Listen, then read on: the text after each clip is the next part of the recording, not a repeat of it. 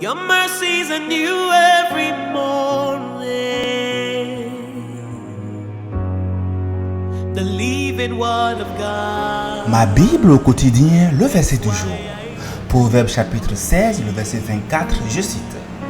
Les paroles agréables sont un rayon de miel, douces pour l'âme et salutaires pour le corps. Fin de citation, glorifions le Seigneur.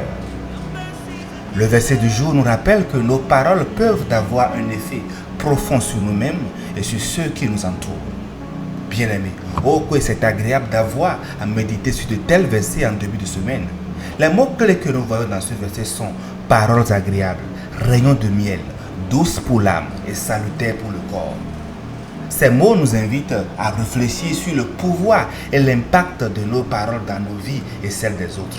Le roi Salomon a utilisé une comparaison visuelle dans ce verset pour illustrer son point. Il compare les paroles agréables à un rayon de miel. Un rayon de miel, nous le savons, est doux, sucré et agréable au goût.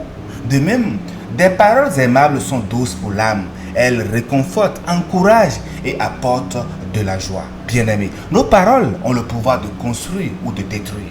Quand nous utilisons des paroles aimables, nous édifions les autres et créons un environnement positif. Les paroles aimables apaisent les cœurs blessés, apportent la guérison et encouragent les personnes découragées. Elles sont également bénéfiques pour le corps, car lorsque notre âme est remplie de joie, notre corps en ressent les bienfaits. Et les paroles aimables peuvent favoriser la santé émotionnelle et physique. Chers amis, ce verset nous exhorte tout simplement à prendre conscience du pouvoir de nos paroles et à les utiliser avec sagesse. La Bible nous rappelle dans le Proverbe 18, verset 21 que la mort et la vie sont au pouvoir de la langue et celui qui l'aime en mangera les fruits. Nos paroles alors ont une influence durable. Elles peuvent apporter la vie ou la mort. Faisons donc attention. Par conséquent, nous devons choisir avec soin les mots que nous utilisons.